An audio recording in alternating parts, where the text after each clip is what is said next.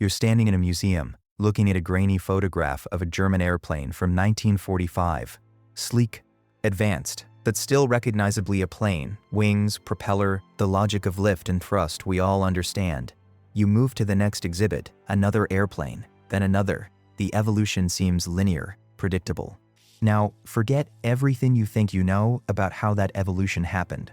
Because in the winter of 1943, in a facility buried beneath the Harz Mountains, a German engineer named Victor Schauberger stood before something that should not have existed. Not a prototype, not an experimental design, a complete machine. Its surface covered in symbols no one in that room could read, humming with a frequency that made their teeth ache.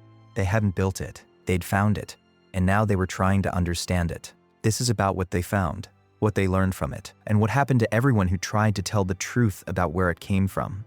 The Bundesarchiv in Berlin keeps its most sensitive documents in a basement that requires 3 separate security clearances to enter. I spent 4 months applying for access. When I finally descended those stairs in November of 2019, the air smelled like old paper and something else, something chemical, preservative. The scent of secrets being kept from decay. The boxes I'd requested sat on a metal table. Archival boxes from 1944 and 1945, labeled simply Sonderprojekte, special projects, standard classification, nothing unusual. I opened the first box expecting technical drawings, engineering reports, the usual documentation of wartime weapons development. What I found instead were witness testimonies, hundreds of them, handwritten letters from German engineers, transcripts of interrogations by American intelligence officers, diary entries from scientists who'd worked in facilities whose names had been redacted. And running through all of them like a thread I couldn't quite grasp was a single repeated phrase: Die alte Maschine, the old machine, not our machine, not the prototype, the old machine. I photographed everything I was allowed to photograph. Then I went home and couldn't sleep, because none of what I'd read made sense according to the history we've been taught. The timeline was wrong, the technology was too advanced, and the fear in those testimonies, the absolute terror in some of those diary entries, wasn't the fear of men worried about losing a war.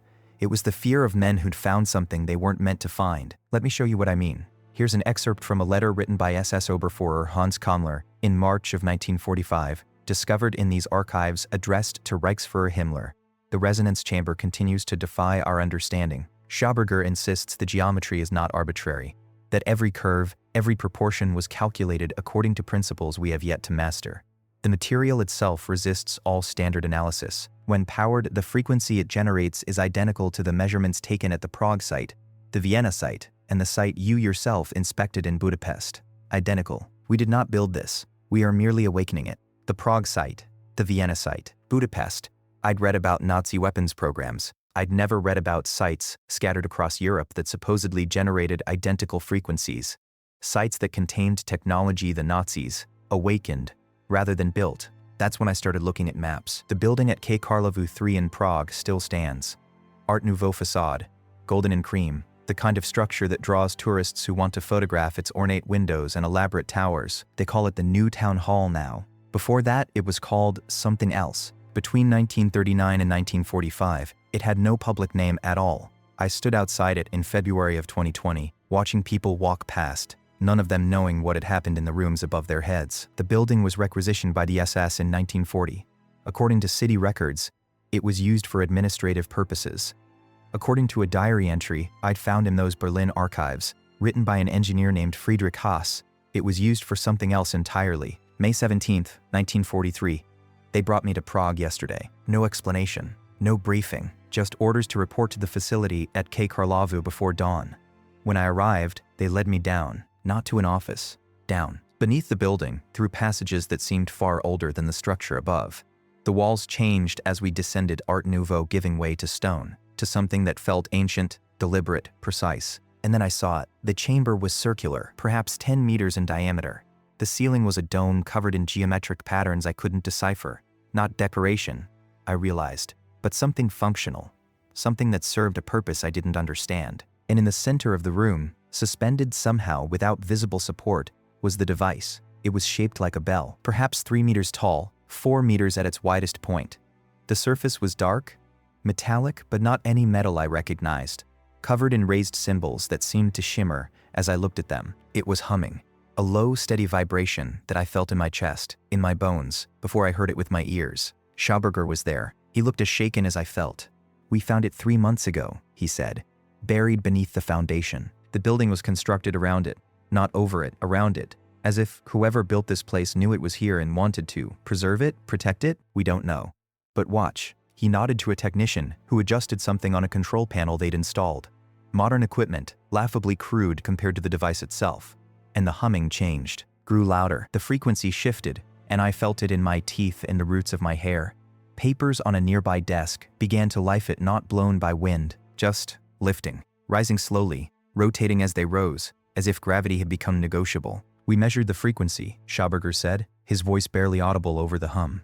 Quote, 170.461 Hz. Precisely. It never varies, not by 100th of a hertz.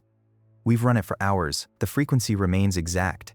I asked him what it was for. He looked at me with something like pity. "We don't know," he said. "But we found identical chambers in Vienna and Budapest. Same dimensions, same geometry, same frequency. Someone built a network of these across Europe, and we're trying to understand it before the Americans do." I stood outside that building for an hour, photographed the facade, the windows, the proportions, the golden spires reaching upward. Tourists walked past, taking their own photographs, smiling.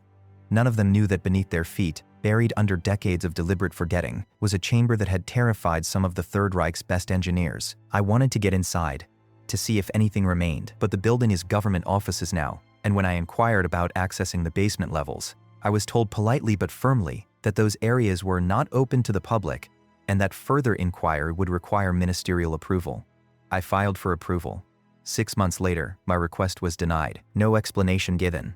So I went to Vienna instead. The Hofburg Palace in Vienna is one of those buildings that sprawls across city blocks, room following room, courtyard following courtyard, centuries of imperial architecture layered on top of itself. It's a museum now. You can tour the apartments where emperors lived, see their furniture, their portraits, walk through rooms preserved exactly as they were in 1918. But there are parts of the Hofburg you can't visit, subsections, storage areas, and beneath all of it, according to a document I found in a secondary archive in Munich, there are chambers that predate the palace itself, chambers that were already there when construction began in the 13th century. In October of 1940, according to an interrogation transcript of Austrian architect Wilhelm Landig, conducted by American intelligence in 1946, SS archaeological teams were surveying the Hofburg's foundations for potential bomb shelters when they discovered a sealed entrance in one of the deepest sublevels. Question: what did you find behind the entrance? Landig: a chamber.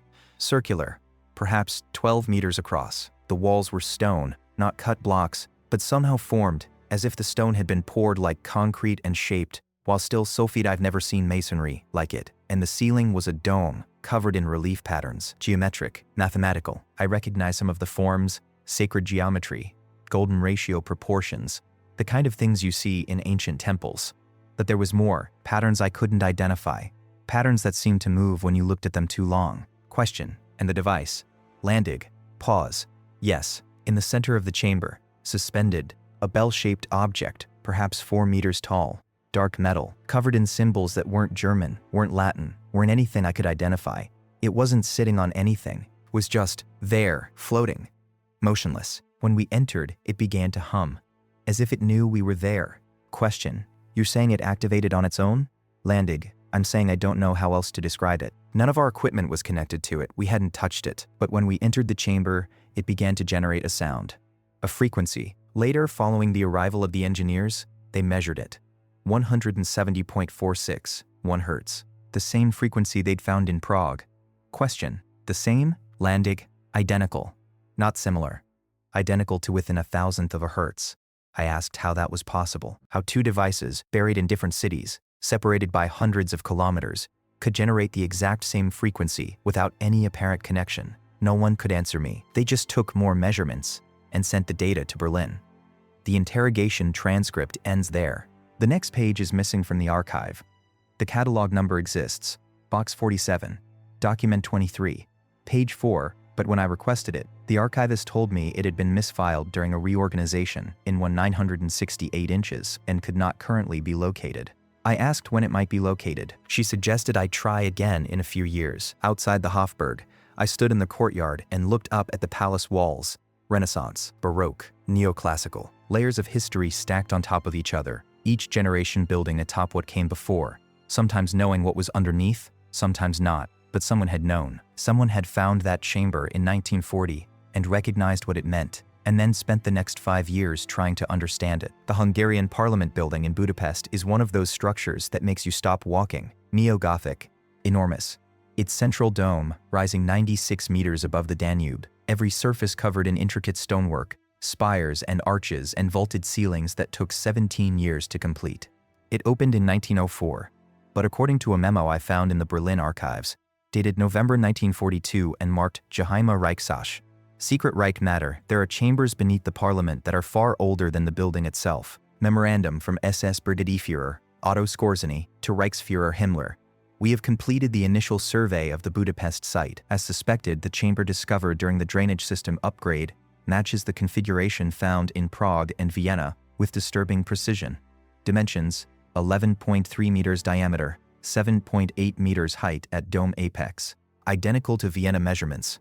Dome interior surface features the same geometric relief patterns. Chamber walls exhibit the same unexplained masonry technique, form stone, not cut blocks. The device, bell-shaped, 3.9 meters in height, 4.2 meters maximum diameter. Surface composition continues to resist analysis, covered in the same symbol system documented at previous sites.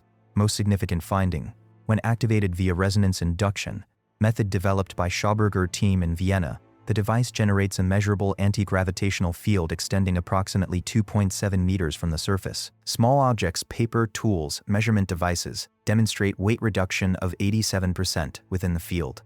Larger objects show proportional reduction. Frequency generated by device: 170.461 Hz.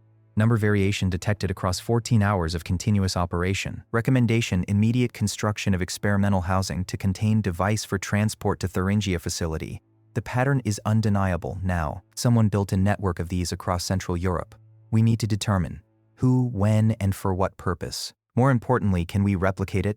I stood outside the Hungarian parliament on a cold morning in March 2020, watching the Danube flow past, thinking about that memo, thinking about the word pattern.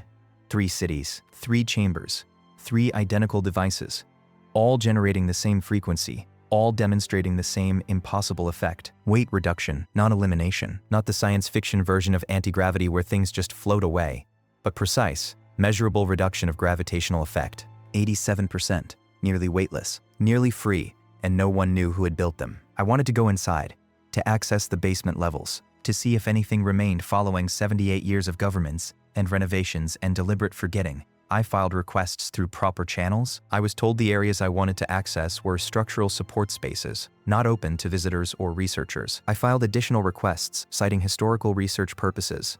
I offered to work with government historians. I explained that I simply wanted to document the architecture, to understand what the Nazi teams had found. My requests were denied. All of them. The final denial included a sentence that felt like a threat. Further inquiries regarding restricted areas of the Parliament building will be referred to State Security Services. So I stopped inquiring and started looking at maps. I spread the maps across my apartment floor. City maps of Prague, Vienna, and Budapest. I marked the locations. K. Karlovu in Prague, the Hofburg in Vienna, the Parliament in Budapest. 3 points, and I overlaid them on a map of Central Europe. The distance from Prague to Vienna, approximately 251 kilometers. The distance from Vienna to Budapest, approximately 214 kilometers. The distance from Prague to Budapest, approximately 443 kilometers. I did the math, the angles, the proportions, and that's when I saw it. Couldn't unsee it. The 3 sites form a triangle, not a random triangle, not an accidental arrangement. An isosceles triangle with proportions that precisely match the dimensions used in the geometric patterns documented on the chamber domes. Golden ratio relationships. Phi, 1.618. The proportion appears in the ratios between the distances. The angles between the sites correspond to angles in the dome patterns. Prague, Vienna, Budapest. A massive geometric arrangement spanning hundreds of kilometers, precise down to degrees of arc. You don't stumble into that kind of precision. You don't inherit it accidentally. Someone planned it. Someone built these chambers with geographic relationships that mirror their internal geometric patterns. A network. A system, operating on principles that make gravity negotiable. I sat on my floor surrounded by maps, my hands shaking slightly. Understanding exactly what Friedrich Haas must have felt in Prague, what Wilhelm Landig must have felt in Vienna, this shouldn't exist. This shouldn't be possible. But here's the evidence, spread across my floor, undeniable. And then I started thinking about what Otto Skorzeny had written. The pattern is undeniable now. Someone built a network of these across Central Europe. Not just 3 sites, 3 discovered sites. But what if there were more? What if Prague, Vienna, and Budapest were just the ones the Nazis happened to find? What if the network was larger? I went back to the archives, this time looking for references to other discoveries, other sites, other chambers. Looking for the pattern to extend. Krakow, Wawel Castle. In March of 1941, according to a letter written by SS Hauptsturmführer Rudolf von Haas to his wife, discovered in a private collection in Austria in 2003, Nazi archaeological teams discovered an anomalous structure beneath Wawel Castle in Krakow. My dearest Greta, I write this knowing I cannot send it, knowing that what I've seen today must remain secret, perhaps forever, but I need to tell someone, even if that someone is only the paper before me and the thought of your face as I imagine you reading these words someday. They found something beneath the castle, a chamber sealed behind 3 meters of deliberately placed limestone blocks. The blocks weren't foundation, they were placed there to hide something, to keep something from being found. When they broke through, the air that emerged was cold, impossibly cold. The thermometers showed -15 degrees Celsius, though the surrounding passages were perhaps 8 degrees. The cold was coming from inside. I volunteered to enter first. They gave me electric torches, breathing apparatus, though the air tested normal. And I descended. The chamber was larger than the others I'd read about in the reports from Prague and Vienna, perhaps 15 meters across. The dome ceiling rose higher, maybe 10 meters at the apex, and covering every surface, walls, floor, ceiling, were the symbols. Not carved, not painted. Somehow part of the stone itself, as if the stone had grown that way. And in the center, the device. But this one was different. Larger, perhaps 5 meters tall, 6 meters at its widest point. The same bell shape, but the surface was active. I don't know how else to describe it. The symbols on its surface seemed to flow, to shift, patterns moving across the metal like water across glass. And it was making a sound, not humming, singing. A complex harmony, multiple tones at once, creating patterns in the air that I could almost see. The engineers tried to take measurements. Their equipment failed, cameras wouldn't function. The film came out white, overexposed, as if the device was generating some kind of radiation their film couldn't handle. Electrical equipment sparked, died, had to be replaced. And when Schauberger tried to approach it, he'd been brought from Vienna specifically for this. He got within 3 meters and stopped. Just stopped walking. Stood there frozen. When we pulled him back, he was shaking, tears streaming down his face. He kept saying the same words. It's still active. They're still protecting it. We shouldn't be here. I asked him who's protecting it. He looked at me like I was a child, asking why the sky is blue. Whoever built it, he said. Whoever left it here. The network isn't abandoned, Rudolf. It's dormant, waiting. And we're waking things that should remain asleep. They sealed the chamber again the next day. Orders from Berlin, not to study it, to seal it, to pretend we never found it. The limestone blocks were replaced. The entrance was buried under new construction. And every document relating to the discovery was classified at the highest level. I don't think I was meant to see what I saw. I don't think any of us were, but I can't unknow it now, can't unsee what was beneath that castle. I love you. I wish I could come home. Rudolf von Haas died in January 1945, in Budapest, during the siege. The letter was found in his personal effects and eventually made its way to his daughter, who sold it to a private collector following her mother's death. The collector published excerpts in a limited-run book about Nazi occultism in 2003. When I contacted him to see the full letter, he told me it had been acquired by a private foundation in 2004 and was no longer available for viewing. The foundation's name, he couldn't remember. I went to Krakow anyway. Spent 3 days at Wawel Castle, walking the public areas, trying to determine where the chamber might have been. The castle sits on a limestone hill overlooking the Vistula River. The basements and cellars are extensive. Some sections open to tourists, some closed. I asked a tour guide about sealed sections of the castle, about chambers that weren't accessible. She smiled, said there were always rumors, stories, but nothing confirmed. Just local legends about rooms no one was allowed to enter. I filed a formal research request with the castle administration. 6 weeks later, I received a response. The areas you are inquiring about are currently undergoing structural assessment and are not accessible to researchers at this time. We will notify you if this status changes. That was in May 2020. I haven't heard back. Victor Schauberger survived the war, barely. He spent the final months in an American internment camp, was interrogated extensively, and then, according to official records, returned to Austria to live out his remaining years working on forestry and water management projects. But according to his personal journals, acquired by his grandson, and partially published in the 1990s, he spent those years haunted by what he'd seen beneath Prague, Vienna, Budapest, and Krakow, and trying to understand what it meant. One entry from November 1950 stands out. I dream about them. The chambers, the devices. That sound, that perfect impossible frequency, 170.461 Hz. I've spent 5 years trying to understand why that specific frequency. Why not 170? Why not 171? Why that precise number, down to thousandths of a hertz? And last night I realized something. That frequency is exactly 1/3 of the Earth's natural resonance. The Schumann resonance, the frequency at which the Earth's electromagnetic field naturally vibrates, is approximately 511.4 Hz. Divided by 170.467 Hz. The devices were tuned to a harmonic of the planet itself, 1/3, a subharmonic, a frequency that resonates with the Earth's own energy field, that couples with it, that can draw power from it. They didn't need fuel, didn't need generators. They were tapping directly into the electromagnetic field of the planet itself. That's why they generated anti-gravitational effects. They were manipulating the same field that creates gravity, accessing it through resonance, through precise frequency matching. That's why the chambers were arranged in geometric patterns. The sites form a network, a continental-scale antenna array, each chamber positioned to create constructive interference patterns to amplify the effect. Prague, Vienna, Budapest, Krakow, and probably others we never found. All positioned according to principles of harmonic resonance, sacred geometry, the same mathematics that govern planetary orbits, atomic structures, the fundamental patterns of reality itself. Whoever built this understood physics we've forgotten, or never learned. They knew how to work with natural forces rather than against them, how to harness energy that's everywhere around us, free, infinite, if only you know the right frequency. The Americans asked me how to replicate it. They showed me the device they'd recovered from Thuringia, the one we'd been transporting when the war ended. They tried to activate it, failed. Tried to take it apart, failed. The material won't cut, won't break, won't yield to any tool they possess. I told them the truth. We can't replicate it. We can barely understand it. It's like showing a car to someone from the Middle Ages and asking them to build another. They might grasp that it moves, that it has wheels, but the engine, the electronics, the precision manufacturing, centuries beyond their capacity. That's us, looking at technology from a civilization that understood physics we're only beginning to glimpse.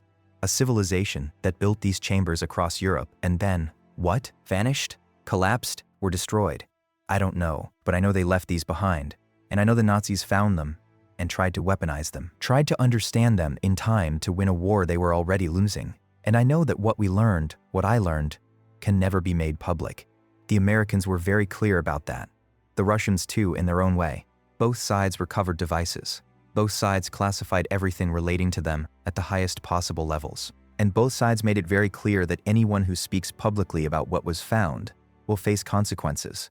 So I write this in a journal I'll never publish, in words I'll never speak aloud. And I dream about chambers beneath European cities, humming with a frequency that resonates with the Earth itself, waiting for someone to understand them, waiting for someone to remember. Schauberger died in 1958. His journals were kept by his family and portions were published decades later. But key sections, including detailed technical drawings and mathematical analyses, were apparently removed before publication. His grandson claimed they were lost during a house move in 1995. I tried to contact the grandson. He died in 2011. His estate was liquidated. The papers, according to the auction house that handled the sale, were purchased by a private foundation interested in preserving Schauberger's scientific legacy. No name, no location. Just a private foundation. The same phrase keeps appearing. Private foundations. Restricted access. Documents that exist in catalogs but can't be found. Papers that were published, then unpublished. Archives with convenient gaps. Someone is still protecting this, still hiding it. 75 years following the end of the war, someone is making sure these devices, these chambers, this knowledge remains suppressed. Project Kronos. But the Nazis didn't just find the chambers and fail to understand them. They tried. Between 1942 and 1945, according to fragments of documents scattered across multiple archives in Germany, Austria, and the United States, they ran a coordinated research program attempting to reverse engineer the technology. Project name, Kronos, located primarily in facilities near Nordhausen. in the Harz Mountains of Thuringia. What they built there wasn't the original technology. Couldn't be. They lacked the materials, the understanding, the precision. But they built something. Test-crafted experimental vehicles. Attempts to replicate the anti-gravitational effects they'd measured in the chambers. In the National Archives in Washington, D.C., there's a file.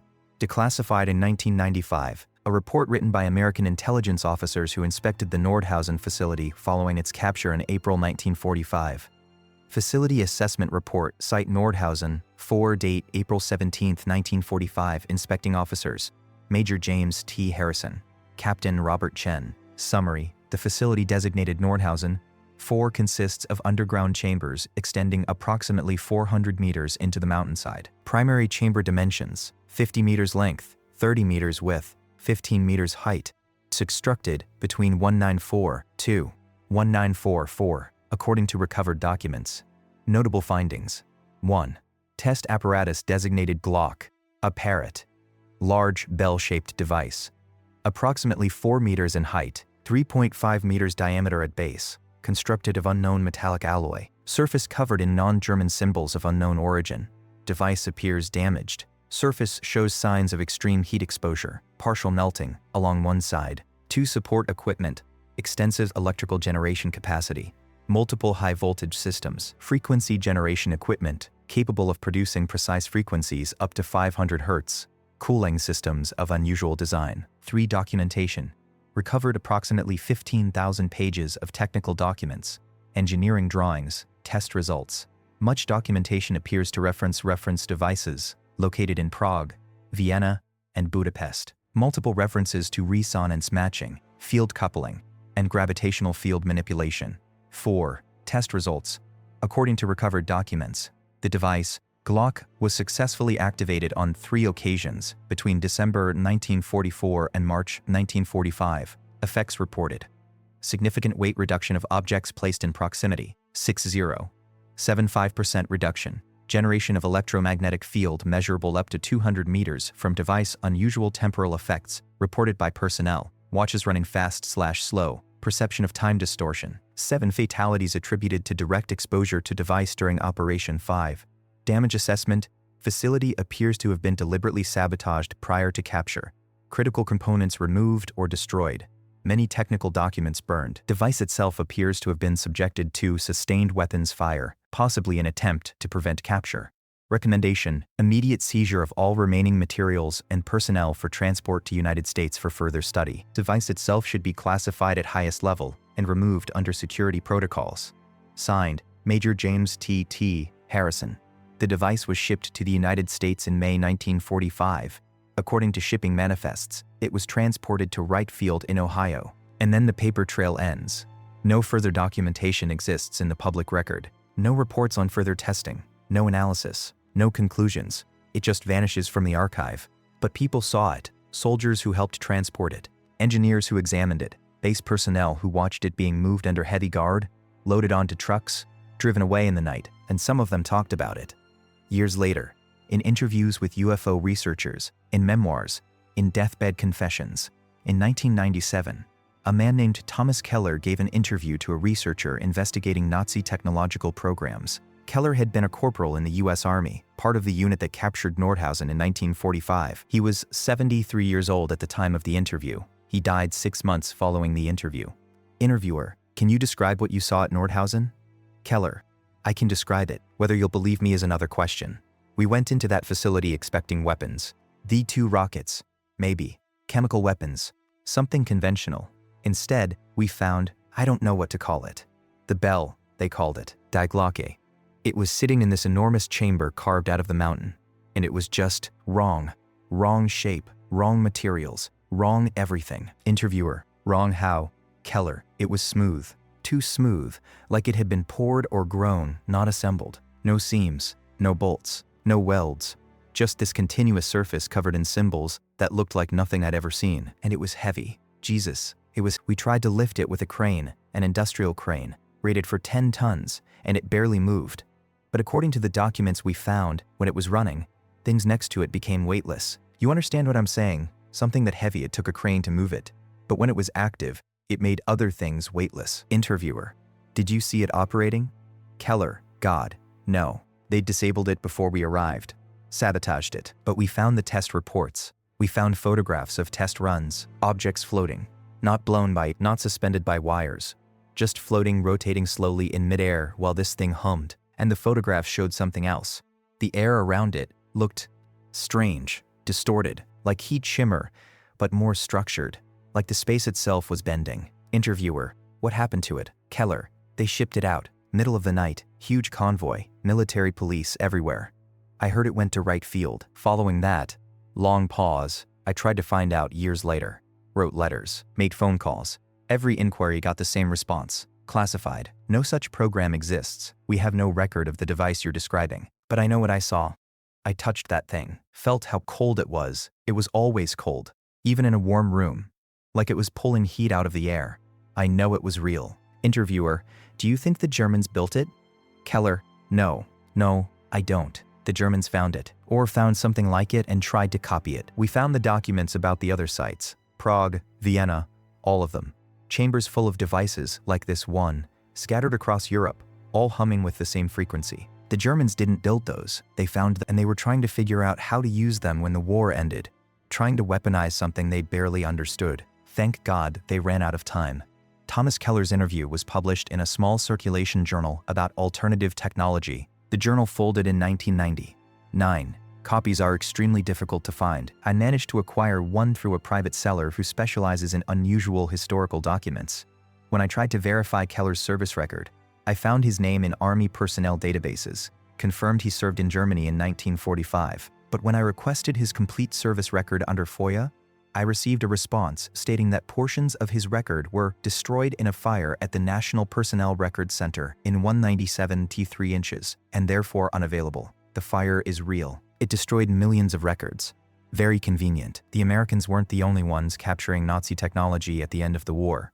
The Russians took their share, and according to documents from Soviet archives declassified in the chaos following the USSR's collapse, they found devices too. In a report dated May 23, 1945, written by Soviet NKVD Colonel Dmitry Volkov, and discovered in the Russian State Archive in 1994. There's a description of a device recovered from a facility near Dresden. Device recovered from German research facility matches descriptions of similar apparatus taken by American forces from Nordhausen. Bell-shaped construction. Approximately 4.2 meters height. Unknown metallic composition. Surface covered in unidentified symbol system. German personnel captured at facility claim device was being studied as power source for experimental airplane. Technical documents recovered suggest anti-gravitational propulsion system, though mechanism remains unclear. Initial examination by Soviet engineers confirms unusual properties. Material composition defies standard analysis. Spectrographic results inconsistent. Device appears to be single continuous structure with no apparent method of construction. When subjected to electrical current at specific frequency, approximately 170 Hz, device generates measurable electromagnetic field and exhibits weight reduction of surrounding objects. Personnel report unusual physiological effects when in proximity to operating device. Nausea, temporal disorientation, electromagnetic interference with watches and instruments. Recommendation: device should be transported to Moscow for intensive study. German technical personnel should be questioned extensively regarding source of device and principles of operation. Highest classification protocols recommended. The device was shipped to Moscow. According to a follow-up document from 1947, it was being studied at a facility in Khimki, just outside the city. And then, like the American documents, the trail goes cold. No further reports, no conclusions, no public disclosure. But in 1991, during the brief period of openness following the Soviet collapse, a Russian physicist named Mikhail Grechko gave an interview to a Western journalist about his career in Soviet military research. He mentioned the device, called it the Bell from Dresden, said it was still in storage at a classified location, still defying analysis, still generating effects that violated known physics. We tried everything, he said. Every test, every analysis. The material won't yield, we can't drill it, can't cut it, can't melt it, and when we power it correctly, when we match the frequency it seems to want, it does things that shouldn't be possible, makes gravity optional, makes objects weightless. We measured it hundreds of times. The effect is real, but we cannot explain it, cannot replicate it, cannot understand the principles that make it work. What haunts me is this: the Germans didn't build it. We know they didn't. The construction method is beyond anything they possessed. The materials are unknown. The precision is impossible with 1940s manufacturing. They found it, and we found what they were doing with it. But nobody knows who made it originally, or how many more exist, still buried, still waiting. Grechko died in 1995. The interview was published in a technology magazine that went out of business the same year. I found a scan of the article in an online archive. When I tried to find more of his work, more interviews, I found almost nothing. His scientific publications end in 1994. His name appears in no further public records, as if someone wanted him to stop talking. The network. I went back to the maps, took all the locations I'd found: Prague, Vienna, Budapest, Krakow, the facility near Dresden, the site at Nordhausen, marked them, measured the distances, calculated the angles, and the pattern continued. Not just a triangle, a network. The sites form geometric relationships, distances that relate to each other through harmonic ratios, angles that correspond to musical intervals, to mathematical constants, to the same proportions that appear in the chamber domes. Prague to Vienna, 251 kilometers.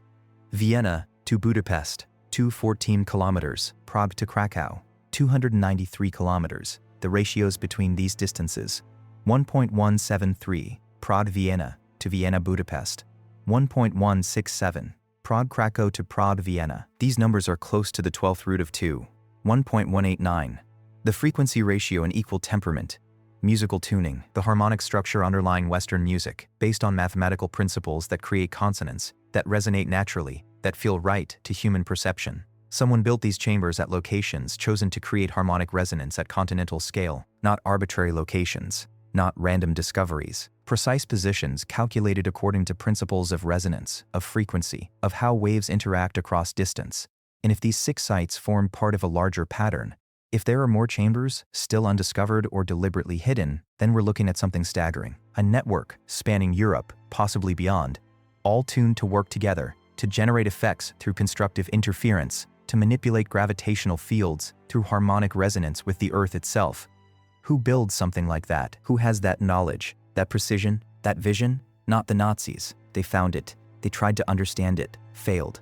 Tried to use it anyway, built crude copies that barely worked and killed their own researchers in the attempt. But someone built the originals, someone with technology that makes our current understanding of physics look primitive. Someone who left these devices buried beneath cities, waiting in chambers that predate the buildings above them by centuries, maybe millennia. Following months of researching, mapping, analyzing, I decided I needed to see them, not just read about them, not just study documents.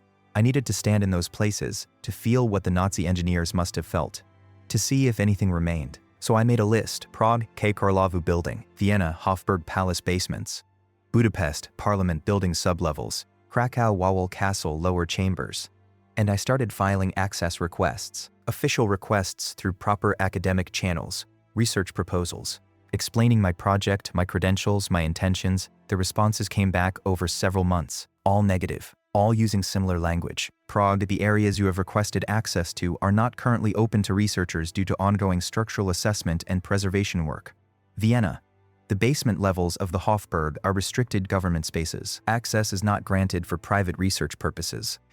Budapest, the parliament building's lower levels serve critical infrastructure functions and are not accessible to the public or to researchers. Krakow, the castle chambers you reference are currently closed pending completion of moisture mitigation and structural reinforcement. Every single request denied, with reasons that might sound plausible if it weren't for the pattern: structural assessment, preservation work, infrastructure functions, moisture mitigation. Different cities, different governments, different bureaucracies, all saying the same thing in different words. You can't see what's down there.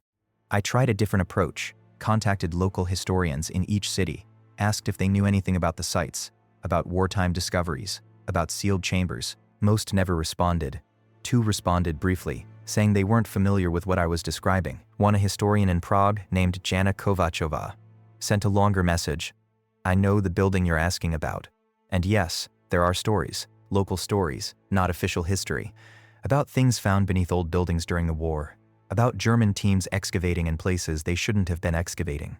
My grandfather worked in city administration during the occupation. He mentioned once, when I was young, that there were places in Prague the Germans were obsessed with.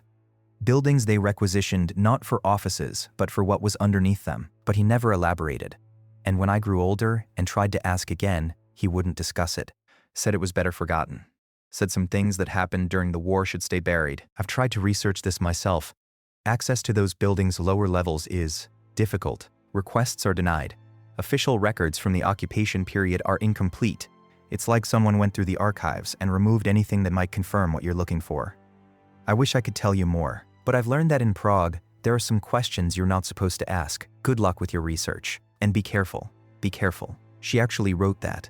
As if researching historical sites could be dangerous. As if asking questions about 75-year-old discoveries could have consequences. Maybe she knew something I didn't. Maybe she'd asked those questions herself and regretted it. I never heard from her again.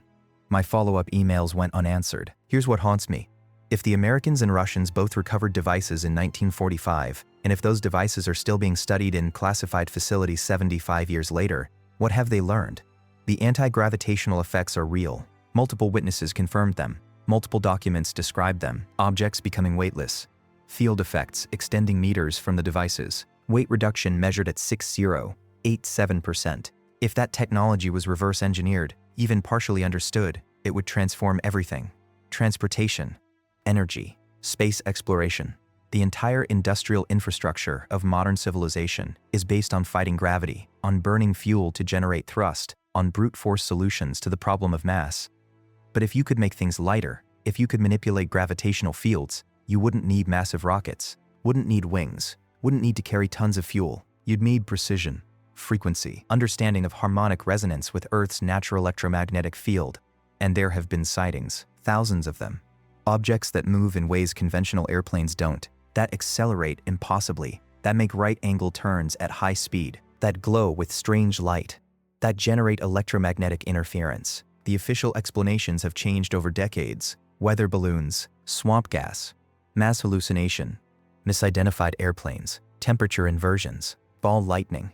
The explanations multiply, contradict each other, strain credibility. But what if some of those sightings, not all, but some, are test flights? What if classified programs have been working on this technology for 75 years, slowly making progress, slowly understanding what the Nazis found, what Victor Schauberger measured, what's buried beneath European cities? What if the UFOs aren't from space but from underground, from facilities where recovered devices are still being studied, where reverse engineering continues, where breakthroughs happen in secret and get tested at night in remote locations, away from civilian populations, away from cameras, away from questions? I'm not saying that's what all UFO sightings are. I'm saying it's a possibility that fits the evidence. A possibility that would explain why certain technologies remain classified, why certain sites remain restricted, why certain documents remain hidden. Because if this technology exists, if it works, then whoever controls it has an advantage so enormous it's almost unthinkable. Free energy, gravity manipulation, transportation without fuel, weapons that could, well, better not to think about weapons. Better to keep it secret, better to deny it exists, better to make anyone who asks too many questions seem crazy. In 2012, a German engineer named Klaus Richter published a book, self-published, small print run, barely distributed. The title translated to English as The Chambers Beneath Our Cities, What the Third Reich Found and What They're Still Hiding. The book contained detailed technical analysis of the devices described in Nazi documents. It included maps showing the geometric relationships between sites. It presented mathematical analysis of the frequency measurements, showing how they related to Earth's natural resonance. It argued, methodically and with extensive citations, that the technology was real, that the devices still existed, and that they represented archaeological evidence of an advanced predecessor civilization. The book sold maybe 200 copies. A few appeared in used bookstores, fewer in online marketplaces, and then Klaus Richter disappeared. Not dramatically. No police reports. No missing person investigation. He simply stopped appearing in public. His website went dark. His email stopped responding. When people tried to contact him, they got automated replies saying he was unavailable and providing no alternative contact method. A year later, his book became impossible to find. Copies vanished from used bookstores. Online listings disappeared. The small publisher who'd printed it claimed they'd pulped the remaining inventory due to legal concerns, but wouldn't elaborate on what those concerns were. I spent 6 months trying to find a copy. Finally located one through a private collector in Switzerland, who specialized in suppressed historical documents. He charged me 800 euros, said it was the only copy he'd ever seen. The book is sitting on my desk right now, 340 pages, dense with technical analysis, architectural diagrams, frequency calculations, and on every page, the sense of someone who'd put together pieces that weren't supposed to fit, who'd seen a pattern that was meant to stay hidden. The final chapter is titled, Why This Must Be Told. In it, Richter writes, I know what publication of this research will mean for my career, possibly for my safety. I know the history of researchers who've investigated these topics too deeply, but I cannot unknow what I've learned, cannot unsee the pattern. The chambers exist. The devices exist. They were found by Nazi archaeological teams between 1940 and 1945. They demonstrate technology that violates our understanding of physics, and they've been kept secret for 70 years by multiple governments who recovered them following the war. This is not speculation. This is documented fact. The documents exist. I've held them, photographed them, verified their authenticity. The sites exist. I've visited them, been denied access to the crucial areas, been told to stop inquiring. The witnesses exist. I've interviewed them, recorded their testimonies, watched them age and die, taking their knowledge with them. If I don't publish this now, the knowledge may be lost. Another generation may forget. The evidence may be destroyed. The witnesses may all die. And humanity may never know that we once had access to technology that could have transformed our entire civilization. So I publish this knowing the risks, knowing what may follow, but believing that truth matters more than safety, that knowledge matters more than comfort, that we deserve to know what's buried beneath our cities, what our governments recovered from Nazi facilities, what physics they've been studying in secret for 3/4 of a century. This is my testimony. This is what I know. Do with it what you want. Richter hasn't been seen since 2013. No death certificate. No record of him leaving Germany. No digital footprint. He's 67 now, if he's still alive. And his book exists in maybe 10 copies worldwide, passed between collectors who know not to talk about it too loudly. I've spent hundreds of hours trying to understand why 170.461 Hz matters. Why that specific frequency, why the devices were tuned to that precise number and maintained it with such accuracy. The Schumann resonance, Earth's natural electromagnetic frequency, is approximately 511.4 Hz. Divide by 3 170.467 Hz. The devices generate 170.46. 1. The difference is 0.006 of a hertz. Within measurement error of 1940s equipment, the devices are tuned to 1/3 of Earth's natural frequency, a subharmonic, a frequency that would resonate with the planet's own electromagnetic field, creating a coupling effect, a sympathetic vibration. When you tune to that frequency precisely when you generate it with zero variation, maintaining it exactly, you're not just making a sound. You're interacting with a field that permeates the entire planet. You're tapping into something fundamental, something that's always there, surrounding us, passing through us, invisible but measurable. And if you can couple with that field, if you can create resonance with it, you can draw energy from it, can manipulate it, can use it to affect other fields like gravity. This is sophisticated physics. This is understanding at a level we're only beginning to approach with quantum field theory, with zero-point energy research, with studies of vacuum fluctuations and how they interact with electromagnetic fields. Whoever built those chambers understood this, knew the frequency to use, knew how to maintain it perfectly, knew how to design geometric patterns that would amplify the effect, create resonance nodes, generate standing waves that would extend the field's influence. And they built it at a continental scale. Multiple chambers, positioned according to harmonic ratios, all generating the same frequency, all coupling with Earth's field, all working together as a network. What were they powering? What were they building? What did they need that much energy for? The anti-gravitational effect is just one application. One thing you can do when you can manipulate gravitational fields. But if you have free energy, unlimited power drawn from Earth's own electromagnetic field, what else becomes possible? Everything. That's what. Climate control, molecular manufacturing, medical technology, spaceflight, everything we do now through brute force, through burning fuel, through inefficiency and waste. All of it could be done more elegantly, more powerfully, more precisely. If you knew the right frequency. Between 1945 and 1960, according to city records I've compiled from Prague, Vienna, Budapest, and Krakow, there were unusual numbers of building demolitions, not war damage repairs, deliberate demolitions of structures that had survived the war intact. Prague, the building adjacent to K. Karlovu 3, was demolished in 1952. Official reason: structural instability. The building had stood for 200 years without issues. Vienna, a section of the Hofburg's basement levels was renovated in 1949, involving complete removal of certain chambers. No architectural plans survive, showing what those chambers looked like before the renovation. Budapest. In 1956, during the Hungarian Revolution, Soviet forces specifically targeted certain basement sections of the parliament building. Military action during a civilian uprising focused on underground chambers that had no strategic military value. Krakow. In 1947, Wawel Castle underwent extensive foundation work that involved filling in previously accessible basement chambers with concrete. The work was ordered by Soviet authorities and completed under armed guard. Different cities, different years, different political situations. But the same pattern. Chambers beneath significant buildings being deliberately sealed, demolished, or rendered inaccessible. And one more thing. In 1958, Victor Schauberger was invited to the United States by an American corporation interested in his water technology research. He spent several months working with them. According to his family, he returned to Austria deeply disturbed, saying he'd been pressured to sign documents surrendering control of his work, his patents, his knowledge. He died 5 days following his return home. Official cause, heart failure. He was 73.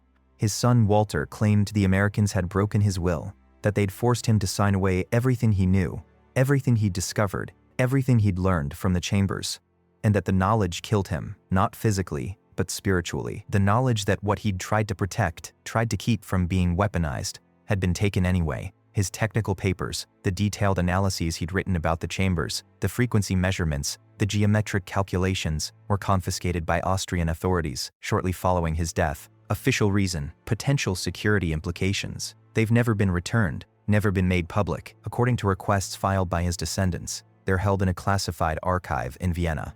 Access requires ministerial approval and demonstrated national security clearance. For engineering notes about water vortices and forest management, that's the official explanation, but we both know what those papers actually contained. In March 2021, following a tip from a historian who'd read my early articles about this research, I traveled to Munich, to a private archive maintained by a foundation that specializes in preserving documents related to alternative technology research. The foundation's name can't be published.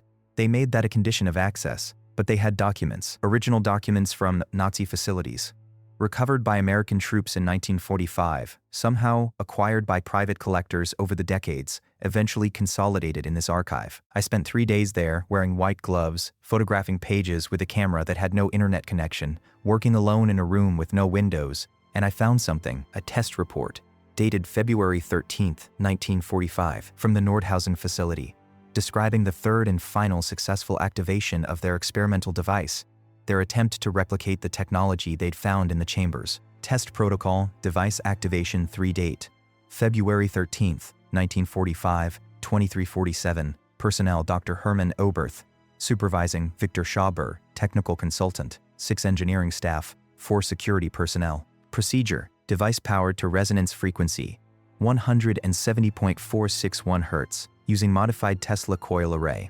Frequency maintained for 47 minutes. Results 0 o'clock. Device activation. Immediate electromagnetic field generation measurable to 150 meters. 003 test object 45 kilograms lead block, placed at 1.5 meters from device surface. Weight measurement shows 12.4 kilograms, 73% reduction. 008 test object moved to 0.8 meters from device surface. Weight measurement shows 4.1 kilograms, 91% reduction. 012, test object lifted by hand. Single operator, minimal effort. Object floats when released, rotating slowly. No visible means of support. 017, additional test objects introduced, various masses, 2,100 kilograms. All show proportional weight reduction within field effect radius. 023, unexpected phenomenon.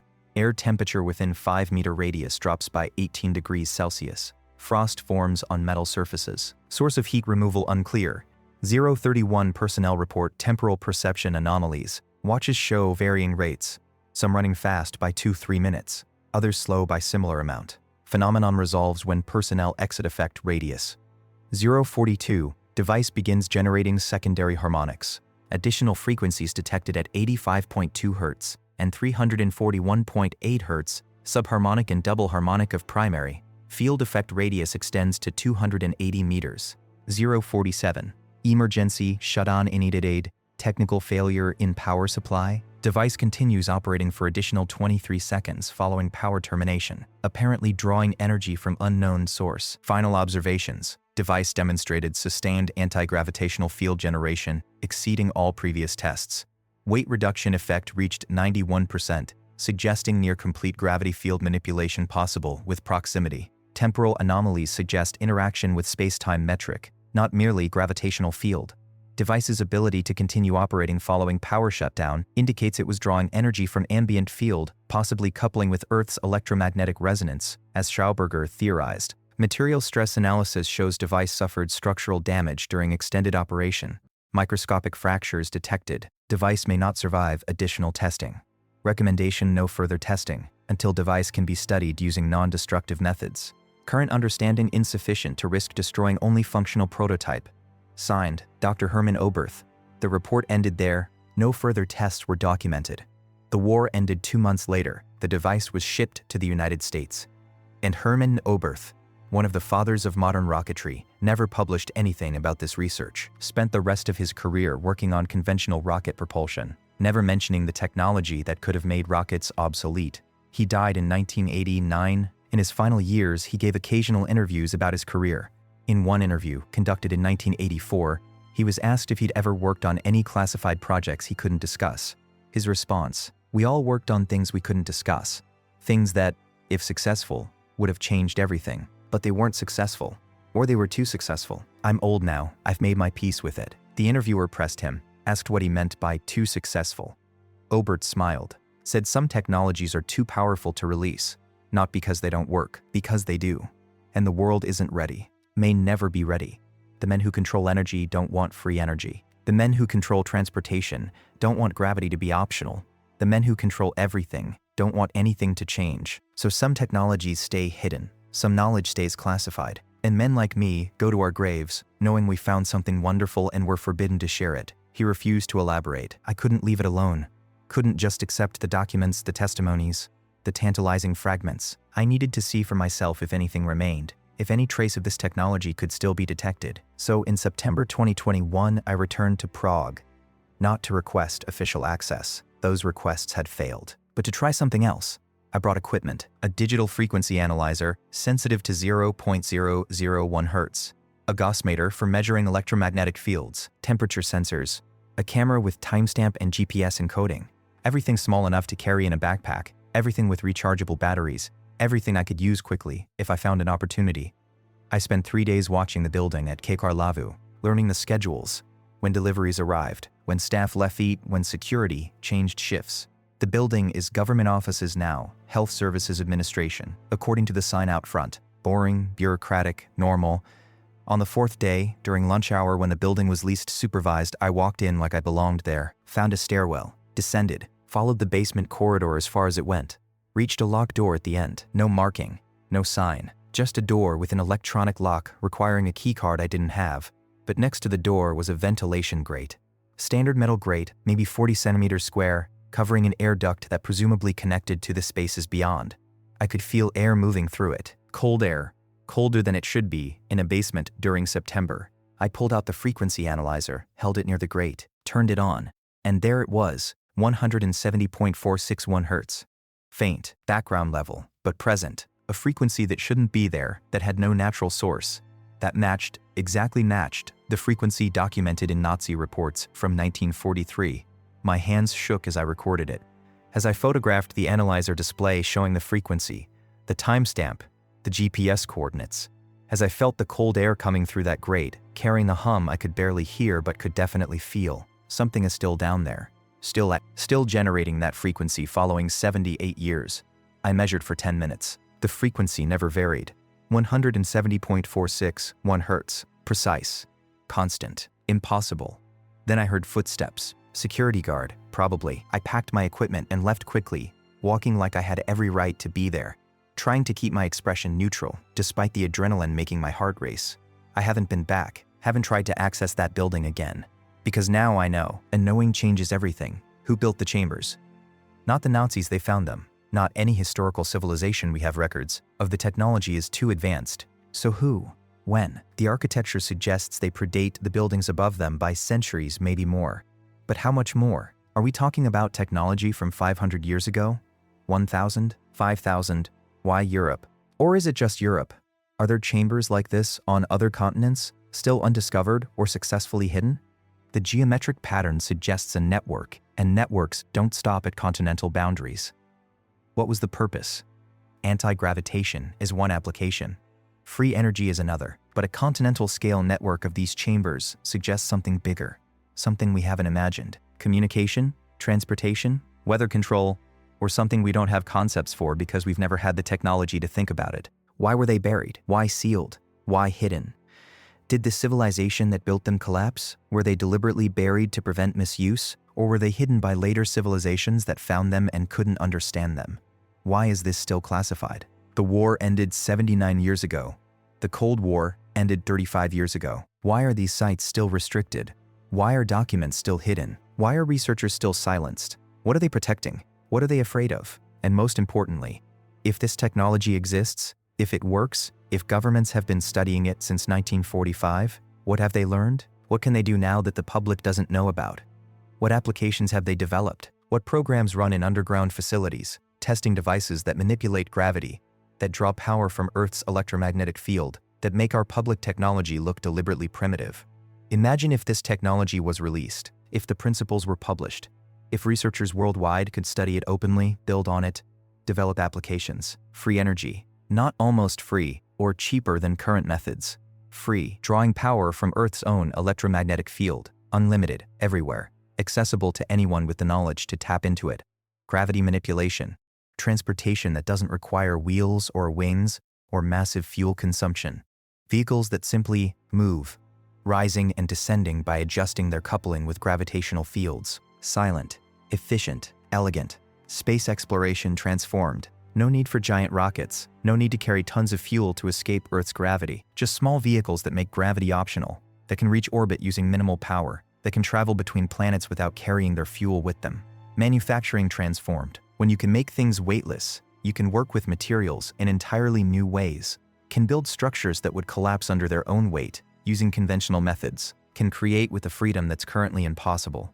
But none of that exists in public technology. All of it remains classified, studied in secret, tested in remote facilities, kept from the world. Why? The usual answers: national security, military advantage, economic disruption. If energy becomes free, the entire energy industry collapses. If transportation becomes this efficient, countless industries become obsolete. If this technology is released, the economic and social disruptions would be catastrophic. Maybe that's true. Maybe the gatekeepers are protecting us from chaos, from a transformation we're not ready for. Or maybe they're protecting their own power, their control, their profits, their positions at the top of systems that would crumble if everyone had access to this technology. I don't know which it is, but I know the technology exists. Know it works. Know it's been hidden for 79 years and counting. And I know that every year it remains secret. Humanity misses opportunities, continues burning fossil fuels, continues fighting wars over energy resources, continues using inefficient, destructive technologies when better ones exist. That's what haunts me. Not the mystery of who built the chambers, that's archaeological curiosity, but the certainty that we could have this technology now, could be using it, could be living in a world transformed, but we're not allowed to, because someone decided we can't be trusted with it, or because someone profits from keeping it hidden. Conclusion: I'm standing outside the building at K. Karlovu again. It's evening now. Golden light on the Art Nouveau facade, the ornate towers, the beautiful proportions. People walk past, heading home from work, thinking about dinner, about their lives, about their ordinary concerns. None of them know what's beneath this building. None of them hear the hum at 170.46, 1 hertz that's been here since before the building existed. None of them understand that this elegant structure was built around something far older, far stranger, far more significant than anyone admits. But I know, and you know now too, the chambers exist, the devices exist. They were found by Nazi archaeological teams between 1940 and 1945. They demonstrate technology that shouldn't be possible according to our current understanding of physics. And they've been kept secret by multiple governments for 79 years. This isn't speculation. This is documented fact, scattered across archives in Germany, Austria, Russia, and the United States. Fragments of truth that someone tried to erase but couldn't quite destroy completely. The question isn't whether this happened. The question is what you do with this knowledge. Do you file it away as interesting but irrelevant? Do you assume that if it were real, someone would have told us by now? Do you trust that governments have good reasons for keeping secrets? Or do you start asking questions? Start looking for the patterns? Start noticing what's hidden and what's denied and what's too conveniently classified. I can't tell you what to believe. I can only show you what I've found. The documents, the testimonies, the measurements I took through a ventilation grate in a Prague basement. The rest is up to you, but I'll leave you with this. The building behind me is humming, quietly, at a frequency you can't hear but can measure, a frequency that couples with Earth's own electromagnetic field, a frequency that can make gravity optional. And somewhere, in underground facilities, in classified programs, in research that will never be published, people who inherited these devices from the Nazis are still studying them, still testing them, still understanding, piece by piece, what that frequency means, still keeping it secret, still making sure you never know what they found beneath the cities of Europe, what they recovered from Nazi facilities, what's been possible all along. The machines were real, the technology worked, and somewhere it's still working, still humming at 170.461 Hz, still waiting for someone to remember.